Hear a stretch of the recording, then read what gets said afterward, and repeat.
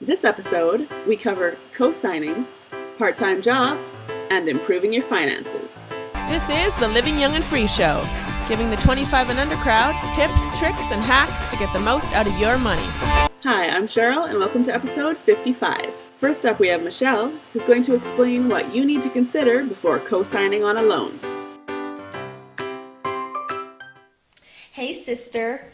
You look really good today. Thank you.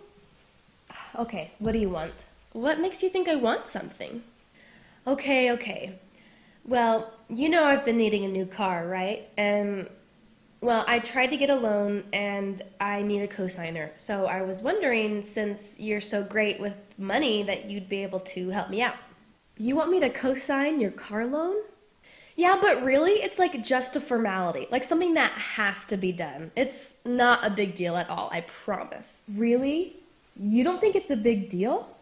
Well, I was just... Look, I love you, and I would do anything for you, but there's way too many risks involved. I'm sorry. Oh, come on. Like what? First of all, it's my debt too, which means that if you can't make the payments, then I will have to. And I'm sorry, I just don't want debt that's not even mine. But I'm your twin sister. We've practically shared everything. Second of all, my credit report will show a lot of available credit because of this loan, which means that I could be a risk for future borrowing, and credit reports don't make a distinction that it's a co-signed loan or not. Third of all, if you miss one payment, that'll show up on my credit history, and that could prevent me from getting future credit cards, future car loans, and maybe even a job. Ugh. Fine. Look, if you don't believe me, check out bargaineering.com for more information. Fine, okay. What was I supposed to say again? Back to you, Cheryl? Back to you, Cheryl? Yes. For Young and Free New Mexico, I'm Michelle Peterson. I'm Michelle Peterson. Back to you, Cheryl. Thanks, Michelle. Also, tell your sister I want to borrow her earrings. Next up, we have Darryl, who's going to talk about some part-time job ideas that you can do while still in school.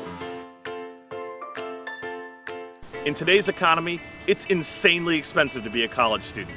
You've got rent, books, gas, Skittles, amongst a ton of other things that cost a boatload of money. And with tuition going up ungodly amounts year after year, it's almost impossible to survive college without a part-time job. That is if you want to graduate with a manageable amount of debt. So today I'm going to share 3 part-time jobs worth applying for while you're in school. If you're as fantastic a writer as I am, you should take a look at getting into some freelancing. Personally, I write slam poetry for people.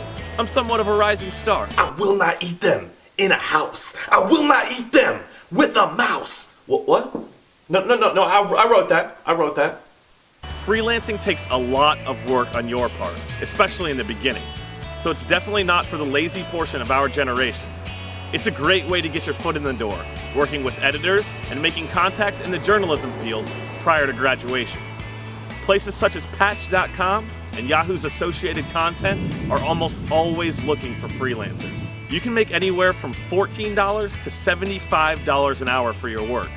The bonuses to this are you get potential career experience and you have pretty much the most flexible of schedules because you make it yourself. If you're anything like me, you're amazing with kids. Stop pulling your sister's hair. Stop trying to ride the dog like a horse. Make me a sandwich. If so, you should look into landing some babysitting jobs when you're not hitting the books. For some reason, people will pay ridiculously high hourly wages for someone else to watch their kids. Go figure. You can make anywhere from $7 to $25 an hour just for bossing somebody else's kids around. That's my kind of gig. The bonuses to this are you will land some free meals and you will have one or more surrogate families of sorts as you battle your way through college. If you're anything like me, you're an expert at a wide variety of subjects. For me, it's trigonometry, dragons, ornithology, and kittens. No. A dragon is not just a mythical reptile. It's a descendant of the... If you're a borderline genius like me, you should use your brain for good and score some tutoring jobs. Most schools have tutoring programs that you can sign up to take part in. It's pretty rad. You can make anywhere from $9 to $39 an hour for teaching someone a subject that you're already a genius in. It doesn't get any better than that. The bonus to this is it is the most flexible job there is. You can choose when to work, and when scheduling your tutor sessions, your schedule is worked around.